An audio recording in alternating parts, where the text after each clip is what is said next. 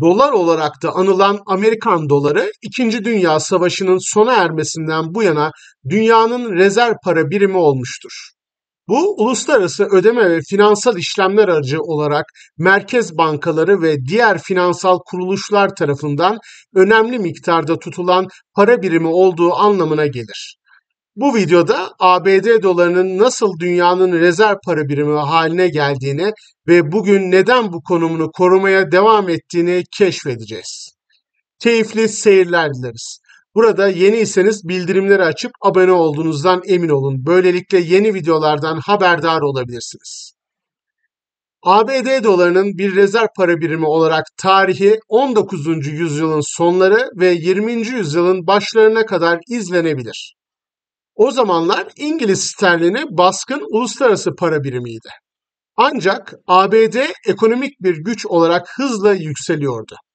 ABD doları ülkenin güçlü ekonomisi, siyasi istikrarı ve geniş doğal kaynakları tarafından desteklenen istikrarlı ve güvenilir bir para birimi olarak görülüyordu. Birinci Dünya Savaşı sırasında ABD çatışmadan nispeten izole edildi ve ekonomisi ciddi şekilde etkilenmedi.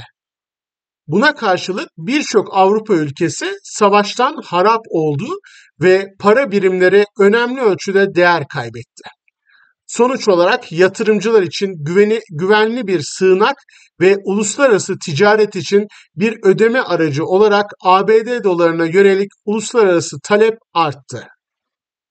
ABD doları 2. Dünya Savaşı'ndan sonra dünyanın rezerv para birimi konumunu sağlamlaştırdı. 1944 yılında savaş sonrası dünya için yeni bir para sistemi kurmak amacıyla Bretton Woods Konferansı düzenlendi. Konferans, Uluslararası Para Fonu, IMF ve Dünya Bankası'nın kurulmasıyla sonuçlandı ve ABD doları yeni sistemde baskın para birimi olarak belirlendi. ABD yeni para sistemi için istikrarlı ve güvenilir bir temel sağlayarak doların sabit bir oranda altına dönüştürmeyi kabul etti. ABD dolarının dünyanın rezerv para birimi olarak konumu takip eden yıllarda daha da güçlendi. ABD ekonomisi savaş sonrası dönemde canlandı ve asgari süper güç statüsü ona uluslararası düzeni şekillendirmede baskın bir rol verdi. Doların konumu, dünyanın önde gelen para birimlerinin çoğunun ABD dolarına sabitlenmesi ve IMF ile Dünya Bankası'nın kredilerinin dolar olarak geri ödenmesini talep etmesi gerçeğiyle güçlendi. Bugün ABD doları, Euro ve Çin Yuanı gibi diğer para birimlerinin meydan okumalarına rağmen dünyanın rezerv para birimi olmaya devam ediyor.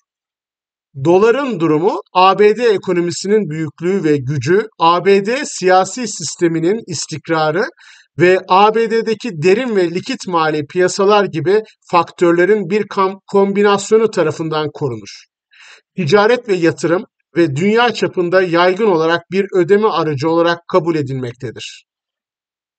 Sonuç olarak ABD doları tarihsel olaylar, ekonomik ve siyasi istikrar ve ABD ekonomisinin hakimiyetinin bir araya gelmesiyle dünyanın rezerv para birimi haline geldi. Diğer para birimleri gelecekte onun konumuna meydan okuyabilse de dünya çapındaki merkez bankalarına ve finans kurumlarına sunduğu avantajlar göz önüne alındığında şu an için bir avantajının olduğunu söyleyebiliriz. Artık sizler de ABD dolarının nasıl dünyanın rezerv para birimi olduğu hakkında genel bilgiye sahipsiniz. İzlediğiniz için teşekkürler. Videomuzu beğendiyseniz beğen butonuna bastığınızdan ve paylaştığınızdan emin olun. Fininvest, finansal okuryazarlığın kolay ve anlaşılır olmasına yardımcı olur.